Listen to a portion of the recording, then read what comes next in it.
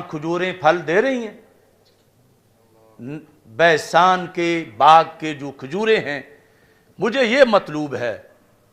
کہ کیا وہ پھل دے رہی ہیں؟ قلنا نعم، ہم نے کہا ہاں ان کو پھل ہے، یعنی ہم جانتے ہیں اس علاقے کو، وہ کھجوریں پھل دے رہی ہیں۔ قال، اب اس نے اس پر تبصرہ کیا، کہتا ہے تبصرے کے اندر انہا توشکو اللہ تثمرا، قریبی وہ وقت آئے گا وہ کھجوریں پھل دینا بند کر دیں گی۔ یعنی یہ جو سوال ہے اصل میں وہ جکڑا ہوا اپنے لیے کہ میں نکلنے کا وقت جو اسے معلوم تھا، ان میں سے ایک نشانی یہ تھی کہ جب بیسان کے کھجور کے درخت بانجھ ہو جائیں گے اور کھجوریں نہیں لگیں گی تو وہ میرے نکلنے کا وقت ہوگا کہ میں جزیرے سے اس جہاں باندھا ہوا ہوں میں یہاں سے نکل سکوں۔ تو مجھے کوئی پتہ نہیں، تو میں یعنی آپ سے پوچھنا چاہتا ہوں کہ آپ بیسان کے درختوں کے بارے یہ چیز بتائیں کہ وہ پھل دے رہے ہیں یا نہیں دے رہے۔ اگر اب تک دے رہے ہیں تو ابھی میرے نکلنے کا وقت نہیں، جب نہیں دیں گے تو پھر میرے نکلنے کا وقت آ جائے گا۔ یہ کہنے کے بعد اخبرونی ان بحیرہ الطبریہ، مجھے بحیرہ طبریہ کے بارے میں بتاؤ۔ بحیرہ چھوٹا سمندر، طبریہ یعنی یہ اردن اور فلسطین کا جو جوڑ ہے اس کے قریب یہ ہے، یعنی یہ بھی اسی علاقے کا ایک حصہ ہے، تو اسی سے ہی وہ مشہور، یعنی اس کے قریب امام طبرانی جو ہیں وہ یعنی اسی گاؤں کے ہیں جس کے ساتھ یہ سمندر ہے۔ بحیرہ طبریہ یعنی موجودہ جو اردن، چونکہ اردن اور فلسطین بالکل آپس میں قریب قریب ہیں، یعنی اردن کے کچھ علاقوں سے پہاڑیوں سے مسجد اقصیٰ کو دیکھا جا سکتا ہے، تو طبریہ کے بارے میں بتاؤ۔ اس کے بارے میں کیا پوچھنا ہے؟ حل فیہا ماء، کیا اس میں پانی ہے یا پانی خشک ہو گیا ہے؟ قلنا ہی کثیرۃ الماء، ہم نے کہا اس میں تو بہت پانی ہے۔ قال ان ماءها یوشک ان یذهب او یذهب، وقت آئے گا اس کا پانی خشک ہو جائے گا۔ یعنی یہ اس کو دوسری معلومات تھیں کہ جب اس سمندر کا پانی خشک ہوگا تو پھر میری یہاں سے جان چھوٹے گی، پھر زمین کو روندنے کا میرا وقت آ جائے گا اور میں یہاں سے آزاد ہو جاؤں گا۔ یہ دوسرا سوال اس نے صحابہ کرام رضی اللہ تعالی عنہم سے پوچھا۔ پھر اخبرونی ان عین زغر، زغر چشمے کے بارے میں مجھے بتاؤ۔ حل فی العین ماء، کیا اس میں پانی موجود ہے؟ وحل یزرع اہلھا بماء العین، اور کہاں کیا اس علاقے کے لوگ اس پانی سے، چشمے کے پانی سے کھیتی باڑی کر رہے ہیں؟ یہ تیسرا اس کا سوال تھا۔ قلنا نعم ہی کثیرۃ الماء واہلھا یزرعون من مائھا، ہم نے کہا اس میں بہت پانی ہے اور وہاں کے لوگ اس پانی سے کھیتی باڑی کر رہے ہیں۔ اب یہاں اس نے پہلے دو سوالوں پر جو تبصرہ کیا تھا وہ نہیں کیا، یعنی حدیث میں وہ ذکر نہیں ہے کہ ایک وقت آئے گا کہ پانی یہ ختم ہو جائے گا۔ پہلے وہ کھجوروں کے بارے میں کہا کہ وہ پھل نہیں دیں گی، اور پھر یہ جو طبریہ بحیرہ تھا اس کے لحاظ سے کہا کہ وہ خشک ہو جائے گا۔ اب موجودہ جو لیٹسٹ معلومات ہیں یعنی اس بحیرہ طبریہ کے بارے میں، وہ یہ ہے کہ اس کے مجموعی پانی میں سے چوتھا حصہ باقی رہ گیا ہے۔ یہ یعنی مجموعی پانی جتنا اس کا پہلے کبھی ہوا کرتا تھا، سمٹتے سمٹتے سمٹتے نیچے آتے آتے آتے چوتھا حصہ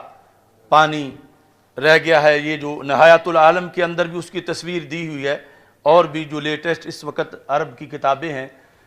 چونکہ وہ یعنی ایسا نہیں کہ کوئی زمین پہ نامعلوم جگہ ہو، یہ جو علامتوں والی ہے یہ معلوم جگہ ہیں، اور یہ بھی یعنی فلسطین کے ایریے کا وہ جو کھجوروں والا باغ ہے وہ بھی فلسطین کا، اور یہ بھی اس سے اٹیچ جگہ ہے۔ تیسرا زغر وہ بھی اسی علاقے کا ہے۔ اب چوتھا سوال، اخبرونی عن نبی الامیین، نبی الامیین، امیوں کے نبی کی مجھے خبر دو۔ ایک تھا نا نبی امی کی، امی کو نبی کی صفت بنایا جائے، اس نے کہا امیین کے نبی، یعنی عربوں کے جو نبی ہیں صلی اللہ علیہ وسلم، ان کے بارے میں تم مجھے خبر دو۔ ما فعل، کیا بنا ان کا، کیسی رہی نبوت ان کی،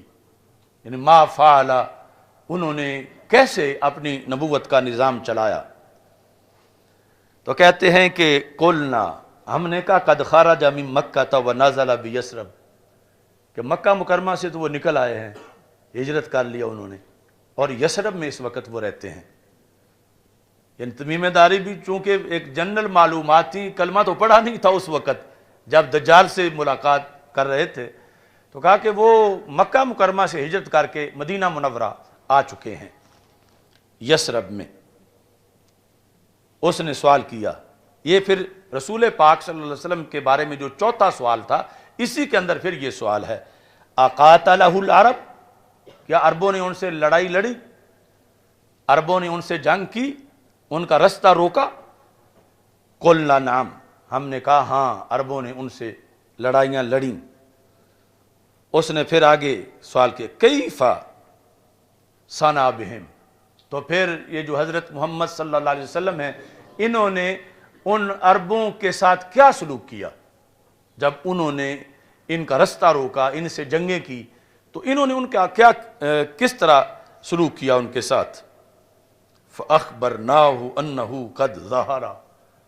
ہم نے کہا عربوں پر تو وہ غالب آ گئے، یعنی عرب سارے اب یا تو ان کا کلمہ پڑھ گئے ہیں یا پھر تباہ ہو گئے ہیں، عربوں پہ وہ غالب آ گئے ہیں۔ یعنی ایک جو معلومات تھیں ان نصارہ کے پاس کہ نبوت، ہجرت تو انہوں نے کی ہے مگر مدینہ منورہ میں آ کے بڑے طاقتور ہو گئے ہیں اور جنگیں ہوئی ہیں اور عربوں پہ وہ غالب آ چکے ہیں۔ لفظ یہ تھے قد ظہر علی من یلیہ من العرب واطاعوہ، کہ جو بھی عرب کے ایریے ان کے قریب قریب تھے ان پہ وہ غالب آ گئے ہیں اور عربوں نے ان کی اطاعت کر لی ہے۔ اب یہ جملہ ہے جو کہ ایک تاریخی جملہ ہے، یعنی جس جملے کی توقع نہیں کی جا سکتی تھی دجال سے، مگر آمنہ کے لال صلی اللہ علیہ وسلم کی شان رب اس کی زبان سے بھی بیان کروا رہا ہے۔ جس طرح وہ شیطان نے بھی آیت الکرسی کا درس دے دیا تھا، تو سرکار نے فرمایا ان الکذوب قد یصدق، بڑا جھوٹا بھی کبھی سچ بول جاتا ہے۔ دجال تھا مگر پھر بھی یہ جملہ بول گیا جب پتہ چلا کہ عربوں سے جنگیں ہوئی ہیں، عربوں پہ وہ غالب آ گئے ہیں، عربوں نے ان کی اطاعت کر لی ہے، تو کہتا اما ان ذالک خیر لہم، یہی عربوں کے لیے بہتر تھا۔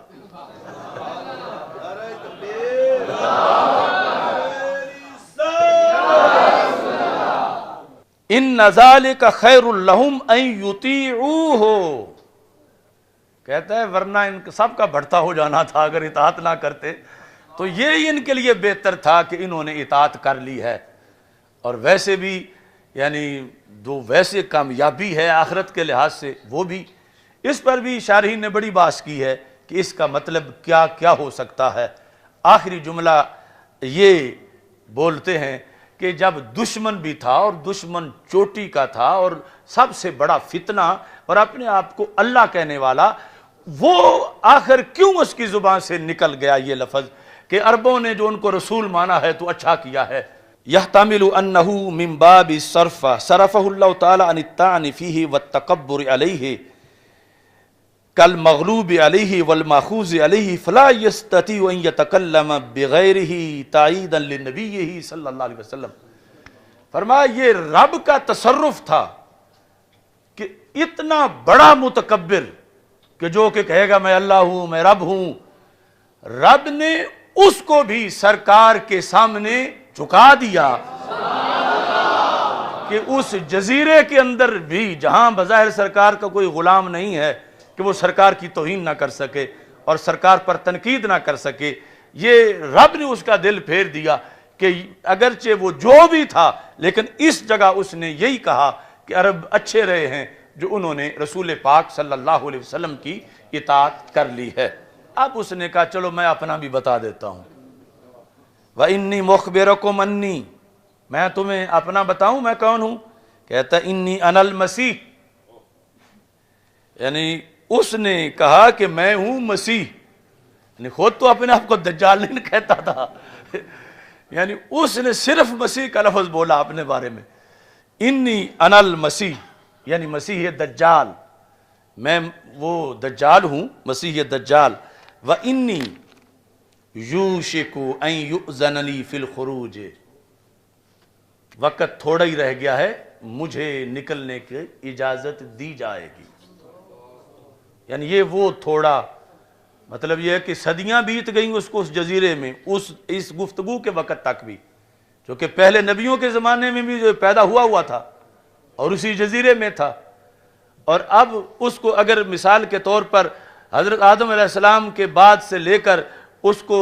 70-80 صدیاں گزر گئی ہیں، تو اب تو اس کے لیے پھر تھوڑا ہی تھا پیچھے، کہ اب میرا پیچھے جو ہے وہ تھوڑا سا زمانہ رہ گیا ہے، یا پہلے سارے انبیاء کے زمانے کے لحاظ سے کہتا بس تھوڑا سا زمانہ رہ گیا میرا، تو میں اس میں اب باہر نکلوں گا۔ ان یؤذن لی فی الخروج، مجھے اذن دیا جائے گا، یعنی جو اللہ کے نزدیک طے ہے، یعنی اسے یہ پتہ ہے کہ یہ جو میرے سنگڑ مجھے مارے ہوئے ہیں یہ اللہ کے حکم سے کھلنے ہیں، اور پھر جو ہے وہ میں نے زمین میں دوڑنا ہے۔ فَأَخْرُجُ فَأَسِيرُ فِي الْأَرْضِ، میں زمین میں سیر کروں گا۔ فَلَا أَدَعُ قَرْيَةً إِلَّا هَبَتْتُهَا فِي 40 لَيْلَةً، 40 راتوں میں پوری زمین کور کر جاؤں گا، کوئی ایک بستی بھی ایسی نہیں ہے غیر مکہ و طیبہ، مکہ مکرمہ اور مدینہ منورہ کے سوا، یعنی یہ اس کو بھی معلومات پوری تھیں اس وقت بھی کہ جو اس کے ساتھ ہونا ہے جب اس نے آنا ہے، جو سرکار دو عالم صلی اللہ علیہ وسلم پہلے صحابہ کو بتا چکے تھے۔ ہم نے پچھلے سال وہ کرونا والے مسئلے میں کہا تھا کہ مدینہ منورہ کی شاہراہوں پہ فرشتے کھڑے ہوں گے، دجال کو اندر نہیں آنے دیں گے، کرونا کو کیسے اندر آنے دیں گے؟ یعنی دجال تو تھا مگر کرونا نہیں تھا، کرونائی نہیں تھا کہ اس کا نظریہ یہ ہو کہ میں نے گھس ہی جانا ہے اندر، میں نے چلی جانا ہے۔ کہتا ہے کہ میں فلا ادعو قریۃ، میں کوئی بستی نہیں چھوڑوں گا، نکرہ تحت النفی، ہر بستی میں جاؤں گا، ہر بستی جاؤں گا سوائے مکہ مکرمہ کے اور مدینہ منورہ کے۔ وہ کیسے ہیں؟ کہتا ہما محرماتان علیہ، وہ دونوں مجھ پہ حرام ہیں، ان کا میں بھی احترام کروں گا، ادھر میں نہیں اندر داخل ہو جاؤں گا، میں باہر رہوں گا۔ کہتا کلما اردت ان ادخل واحدا، حرمین میں سے جس حرم میں بھی میں داخل ہونے کا ارادہ کروں گا، ویسے جائے گا تو ضرور، اس کا ذکر بھی سرکار دو عالم صلی اللہ علیہ وسلم نے فرمایا کہ وہ احد کے پیچھے ایک پہاڑ ہے جہاں آ کر وہ ڈیرا لگائے گا، اور اتفاق سے اس کے لیے ایک محل بھی وہاں بنا دیا گیا ہے اس کی آمد سے پہلے۔ تو وہاں جا کر کہتا ہے کہ جب بھی میں پھر ارادہ کروں گا دن رات میں 24 گھنٹوں میں کہ میں اندر داخل ہو جاؤں، تو پھر کلما اردت ان ادخل واحدا منہما استقبلنی ملک بیدہ السیف سلطا، تو آگے فرشتہ کھڑا ہوگا اور اس کے ہاتھ میں تلوار وہ ہوگی جو نیام سے باہر ہوگی، تو اس واسطے میں پیچھے ہٹ جاؤں گا، کیونکہ اگر آگے گیا تو فرشتہ تلوار مار کے میرا خاتمہ کر دے گا۔ تو یہ سیکورٹی ہے مدینہ منورہ کی اور مکہ مکرمہ، یعنی کہاں یہ نظام اور کہاں آج کے لولے لنگڑے سائنسدان اور ان کے ماننے والے، کون سی ٹیکنالوجی فضاؤں پہ پہرا دے سکتی ہے؟ کہ دجال مانتا ہے کہ مدینہ مدینہ ہے، مکہ مکہ ہے، یعنی یہ نہیں کہ کوئی چوکیاں نیچے بنا کے فورس کھڑی ہوگی اندر نہیں داخل ہونا، پاسپورٹ چیک کراؤ۔ دجال جیسا جو اتنا بڑا شیطان، اتنا بڑا مکار اور خود اپنے آپ دجال، اس کے پاس کوئی ایسی چال نہیں کہ اندر داخل ہو سکے۔ فرشتے جو ہیں وہ ضرور تاڑ لیں گے اس کو، اور تان لیں گے پھر اگر وہ آ گیا سامنے تو۔ اچھا جی، تو یہاں پر یہ کہتا ہے یسدونی عنہا، وہ مجھے روک لیں گے، یعنی یہ جزیرے میں بند اس وقت بھی اسے یہ پتا تھا، اور اتفاق سے یہ ساری باتیں رسول پاک صلی اللہ علیہ وسلم پہلے صحابہ کو بتا چکے تھے، اور اب سرکار خوش ہو رہے تھے، دیکھو صحابہ جو میں نے کہا تھا وہی بات نکلی ہے نا، کہ یہ تمیم داری نے اس سے سن کے آ کر بتائی ہے جو میں ادھر تمہیں بتاتا تھا، یعنی میری معلومات، یہ سرکار کو خوشی ہے کہ، اور یہ دعویٰ کیا، فرمایا کسی نبی نے دجال کے بارے میں وہ کچھ نہیں بتایا جو میں نے بتایا ہے۔ پھر کہتا ہے وَإِنَّ عَلَى كُلِّ نَقَبٍ مِّنْهَا مَلَائِكَةٌ، یہ جو انتظام ہے نا کسی ایک گیٹ پر نہیں، مدینہ منورہ کے ہر داخلی رستے پر یہی ہے شرع۔ کل نقب، جس طرح یہ اردو میں نقب لگانا، تو یعنی داخلے کے لیے جو بھی کوئی گیٹ ہے اس پر یہ صورتحال ہے۔ ملائکہ یحرسونہا، جو گارڈ ہیں وہاں پر حفاظت کر رہے ہیں، وہ مجھے آگے نہیں جانے دیں گے۔ جب رسول پاک صلی اللہ علیہ وسلم نے یہ حدیث بیان کی تو سرکار بیٹھے ہوئے تھے، منبر